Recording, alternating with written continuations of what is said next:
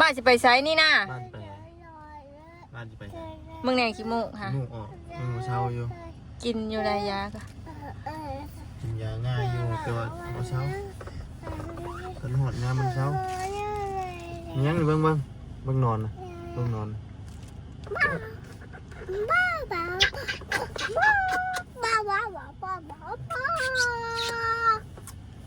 บกดลูกบก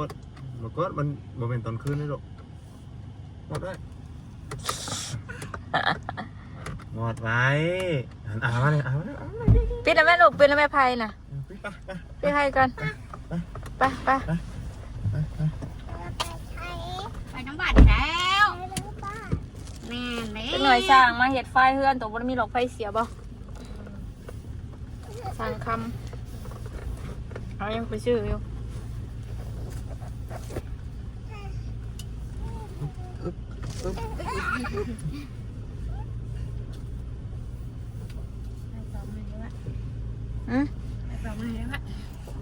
ไปกระเป๋าน้ำเท่จะจกก็มือน่ะจกเขากันนะ ประตูแล้วก็สิลงวัดว่ะ เนี่ยหรอ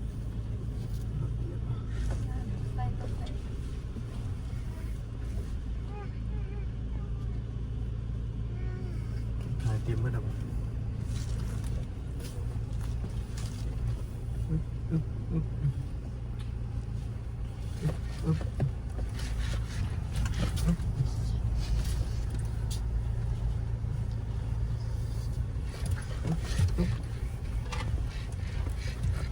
ขายเต็มลายเนาะขาย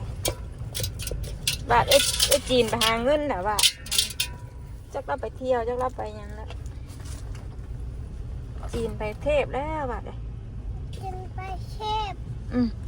จีนไปเทพแล้วจีน กินไปเชฟป้าบ้านเชฟป้าบ้าน เราบอกอยู่ว่าเกิดสิยาคล้ายแล้วบอกอยู่ว่าถึกด้วยเราจะไปเทพดีว่าไปเยี่ยมยานนะพ่อคือรถลายฮะมาคำคูณป่ะคำคูณประตูเล่าป่ะแล้วประตู ตู้ ตู้ไอบิว ตู้ไอวิว ขายที่นอนน่ะน่ะ ใครนอน ว่าอยากได้เด้เดี๋ยวนี้เนาะ บ่ แม่ไปใช้น่ะแม่ชิลงมูเขาอย่าตัวบ้านนะเพิ่นมาว่ากันสิไปตลาดเอาวะอย่าตัวบ้านนะแม่เพิ่นมาแม่บ่ได้ตัวแม่ลงสิลงมูเขาดีแล้วปะ เห็นไหม แม่ชิลงมูอีดีมาปลาผิงลงมาเจ็บแล้วบ่ปลาผิงเอาเงิน100,000เข่ากระสอบ1ว่าเนาะเขาไล่บ่บัด ข้าวมะพร้าวมะพร้าว ใครจะเขาได้ ไปสิจมได้บ่ไปสิจมเขาไล่บ่ ไม่จมเขาได้ไหม ไล่อยู่แล้วว่าเพิ่นนั่นอยู่จงทางอยู่สั่น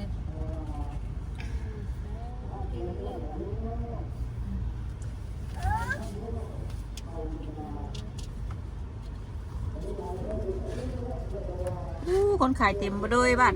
ของดินของหยังพอ ใช่ เดี๋ยวพุ่นละ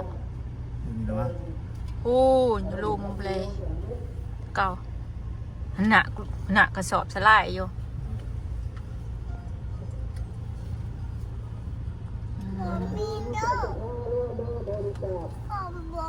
คนไหน5 ใส่บาทบ่เคยนะเฮ้ยกันก็บ่เคยคน1-2,000ก็ไล่อีกตามเพิ่นว่า ไปเอาลงเลย เอาลงไปเจ้าเดินลงไปถือลงมาลูกดาวลงมาได้บ่เสียงเพลงเลย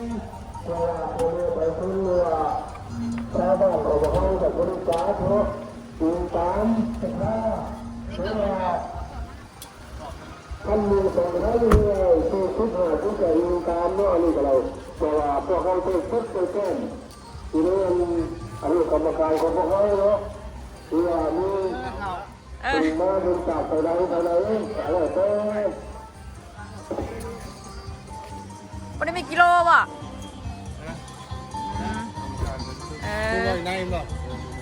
ไปเบิ่งเอาไปว่าเพิ่นหมู่เข่าก้อนนี่นะหมู่เข่าเลยเสียงเพลงมันไหลว่าบาทเลยนะ ได้ขึ้นไป นะ แล้ว มาอีกแล้วเนาะ อ้าวเจือ สอบว่าใจ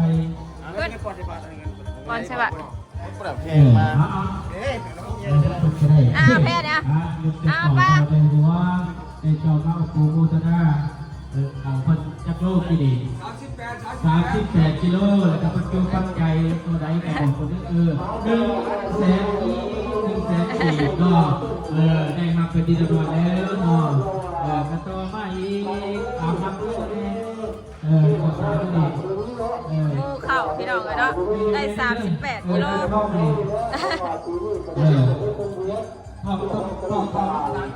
ของประชาชนเที่ยวว่าให้พ่อแม่ประชาชนเรื่องชาวบ้านของเขาเรื่องการลงมาลูกกัน ข้าวสาร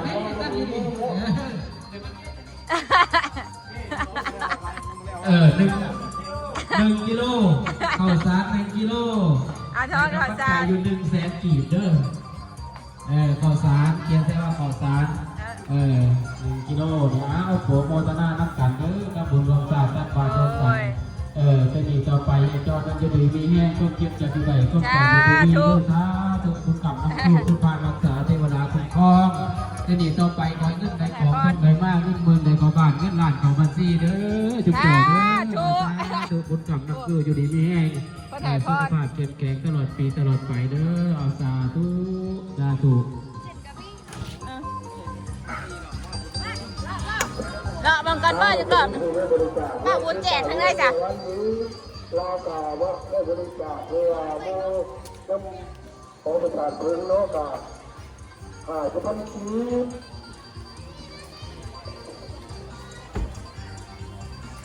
เอามาไว้เพิ่นก็ได้เลาะบังกันปะตูดปีก่อนก็ได้ปลารถตูดปีก่อนหน่อยนึงเดี๋ยวเลาะบังจักหน่อยปะไปเลาะบัง นี่กายังซื้อพื้นเนาะซื้ออะไรของเราเนี่ย ต้องเพนป่ะต้องเพน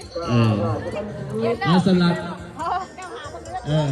สลัดระหว่างหัวบาทต่างๆ สาดเต็งเมียนเพิ่นว่า ไปที่อื่นเนาะเอาที่ให้ใส่สลัด เอ็มมาสาดเต็งเมียน เราไปใส่กับพันจันทร์ตื่นพ่อแม่ครูบาอาจารย์บ่เนาะเรียกว่าศิลวะออกตัวญาติโยมเนาะ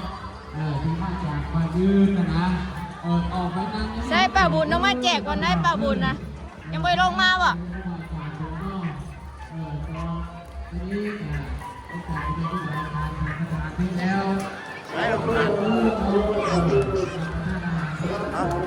ฮะจักเลยจักยังไม่ได้ลงมาบ่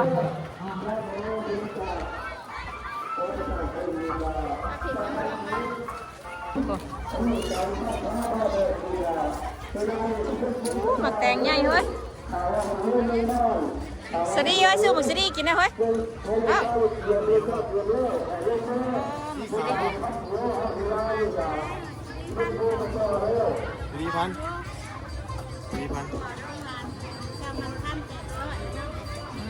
มักซีดีแดงกันบอกมักซีดีขาวเป็นมักซีดีพัน ทุ่งเลยนะ เอาถุงหนึ่งก็ได้ป่ะ โอ้ตัวเรางามเหมือนกัน จะอยากปะฮะ กินข้าวอิ่ม ไม่บ่อยากตำงามไปดีรอเนาะโอ้ยมึงแน่มักแตงเนาะก็ เอาบอกว่า แตงยังก็ได้จะมาซื้อน้ำนี่จักมือนะ แล้วต่อทุกคน โอ้ลูกข่อยก็ได้3,10คือว่า3,000เนาะนั่นก็8เลย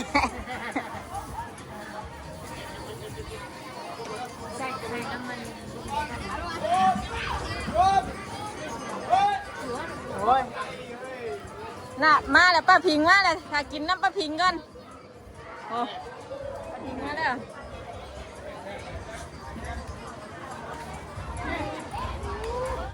ไปดีเด้อหมูสำไหนก็ได้แล้วจะเฮามีเพิ่นก็ยังบอกอยู่2,000กีบก็ยังได้บ่แม่นว่าได้อันบ่แม่นว่า50,000บ่พอใจได้น่าจะอยู่หมูเพิ่นว่า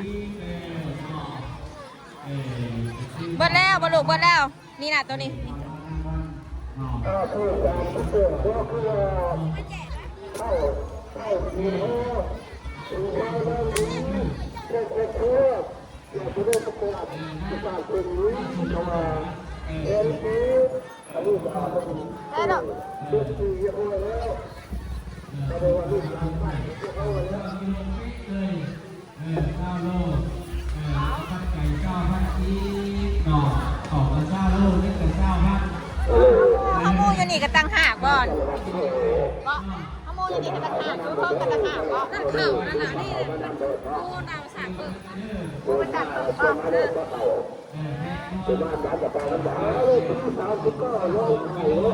มูเข่านั่นน่ะนั่นจะคอยมูเข่านะมูเงินนะเมื่อกี้นี่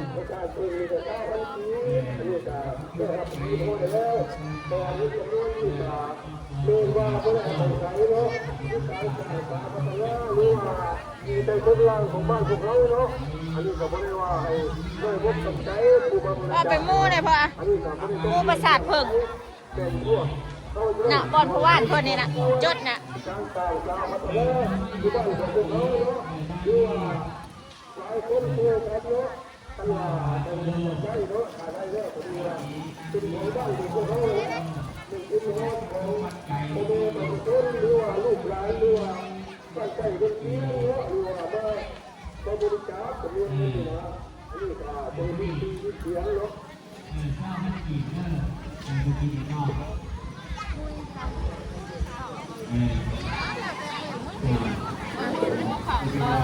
คืนเนาะ แม่อ้วนก็ข้าวสารโลนึงเนาะอ้าวบ่ได้เฮ็ดนาเจ้าอ้วน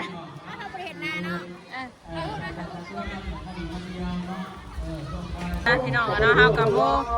ประสาทไอ้เนี่ยโมประสาทเพิ่งตัวนี้เรียบร้อยเนาะพอเพิ่งบ่โอ้ยมะเผากินได้แล้วนี่น่ะกูว่าเผาบ่ได้ว่ามะเผาเลยดิ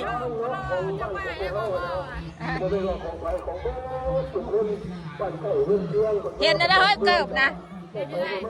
สาดปกเมียนตัวนั้นหาอะไรกับโบเห็นเราโตเราแชทบอกไปพาบอกว่าไม่ได้เหี่ยวแล้วเกิบเจ้านี่ละกระซื้อได้ไว้คิดได้นี่ก็ได้แสนหาไม่ได้ดิเด้อ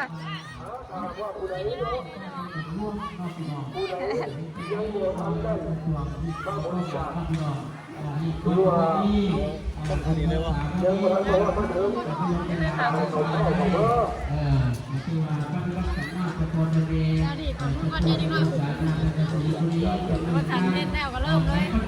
พอเสร็จบอกแล้วเนี่ยบอกคำซ้ำมาแล้วบอกแล้วเด้อว่าจะพาลงมาวัดเราจะมาเฮ็ดไพ่ให้อันไหนมันอยู่ในไม้มันอยู่ในแม่เด็กนี่หน่อยอย่างไรแชมพูมือนะ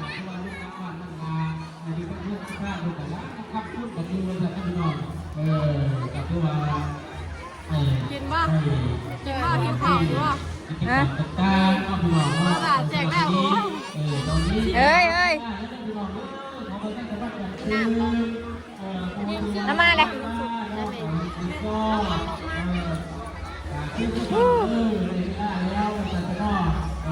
แม่วิวนี่ซิ่งทีเดียวเด้อเดี๋ยวดิรถคันนั้นเราออกมาได้ป่ะ คันไหน คันใหญ่นะ นี่จะขี่คันไหมจ๊ะ คันรถประตู เออ เมื่อกี้ห่างประตูนี่หน้ามือประตูบ่นิวพรใจอยู่ไหนอยู่เงินหมดแล้วเงินออก มันหนาหัดรถใหญ่เลยสิได้ไปใส่สิได้ไปน้ำลายคนแน่นี่ อะไรจะเฮ้ย รถใหญ่เลยเว้ยรถยังก็ได้เหรอ รถไหนจะไปง่าย รถเต่าก็ได้ เราจะได้มวยง่ายเลยรถใหญ่รถยาวอะไรรถยาวจะไปชิบะไหน ได้เพิ่นสิแห่ประสาทเพิ่งนี่เด้ประสาทเพิ่งบ่แม่นบ่ว่าถึงอยู่บ่โอ้เพิ่นมาเด้อดอนต้องมามูเข่าชิวๆเด้ห้ามเลยห้ามมาชิวนี่หรอ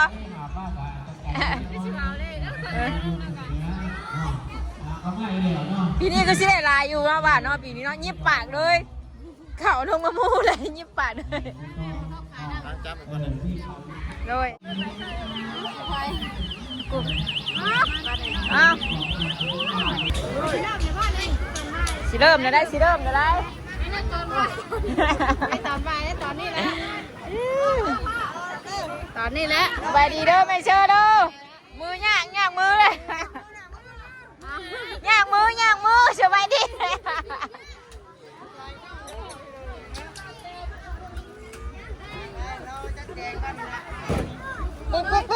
ปิ๊ก ปิ๊ก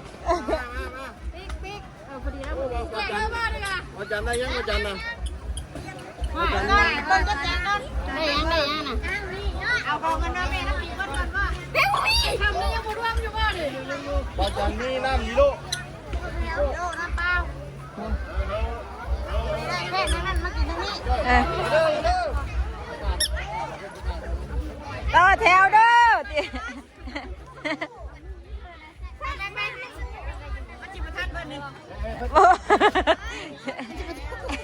ชอบใจบายดีโดยประธานคนนี้ค่ะกับมาขนาดเลย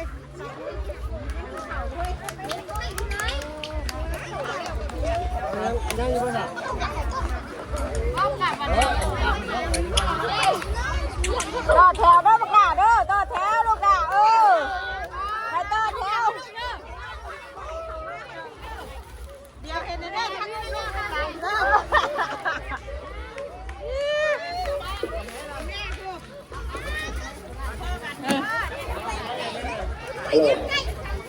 ตาแต่ก็เอาแต่ตาถือไปในได้คนเนาะลูกหลานผู้ที่มาในงานบุญเนี่ยเขาไม่ชื่อตัวแต่เพื่อนบ้านแต่ของนี้ตัวงานบุญนี้แต่ของนี้แล้วก็คือลูกหลานได้แต่เขาเนาะเป็นคนแก่ของนี้เรียกว่าให้มันเป็นงานบุญบ้านให้เรารู้จักกับประธานของนี้เนี่ยแต่ก็เลิกแต่ละคนเนี่ยแต่ข้าวรู้ไหมเรืออยู่เรือจะใช้เรือเจ้อันนี้ใครเป็นผู้บริหารคนจะเรียกเจ้าของที่เจ้าอะไรที่จะเรียก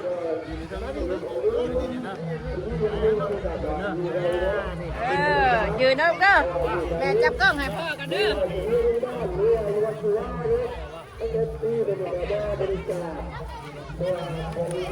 โอ้โหเจ้าคุณต่อแถวคุณต่อมันมาให้ดูเว้ยว่ารับเส้นเลยเอาไปโจ้ให้แล้วได้หันตัวด้วยอยู่ถ่ายลูกเด้อ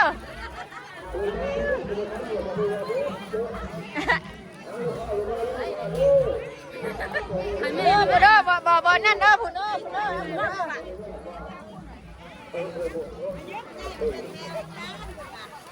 กิมร้านก็ได้นะกิมลูกกิมได้แล้วมาเลยหมาเด้อจะไปเถอะเด้อหมาได้แล้วก็นิดเดียว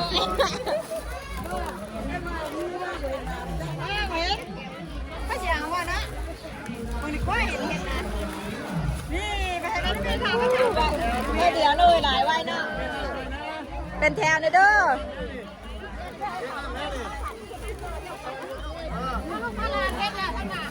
บ่เฮ็ดเด้อตู้เด้อเพิ่นให้จังเอาเด้อหายวันเด้อแม่ได้ยังไงนะตู้กระตอกเดียวนี่มันทำให้มันกระตอกเดียวนี่ยังหลังบ่ได้เด้อบ่ได้ดำเส้นบ่ได้ดำเส้นอย่า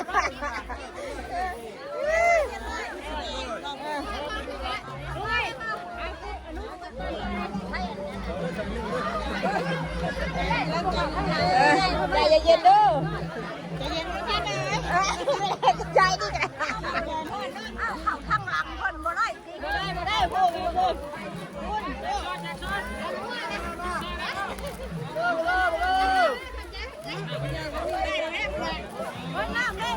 เอาแม่ยายดิอะไรดูเลยอยู่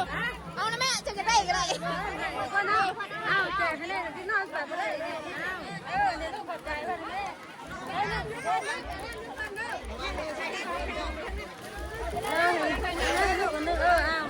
พ่อกันเด้อมาเด้อไปทั้งนั้นมาดิไปทั้งคนมาดิ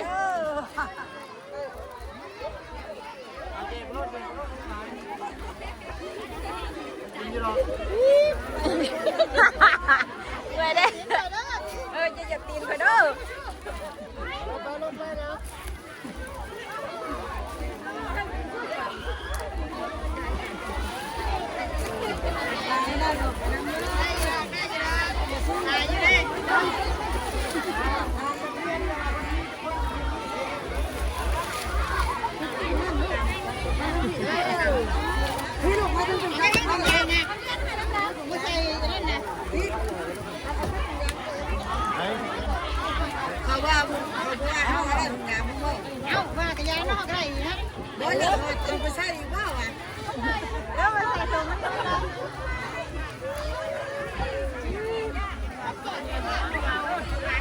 แม่เดี๋ยวเอากับอีด่าวันนี้ได้จะออก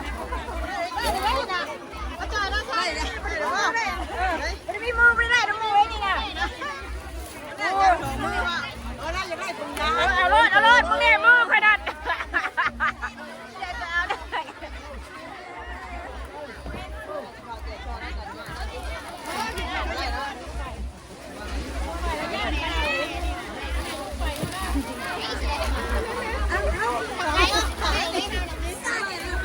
ได้หรือว่าได้หรือว่า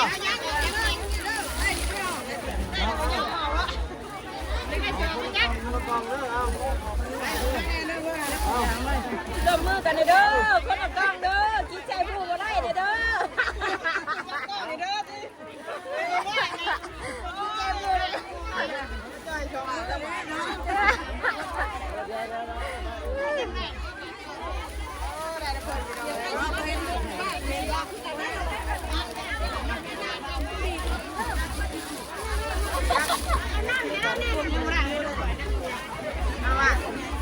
มาจะไม่ได้บ่ลูกนะ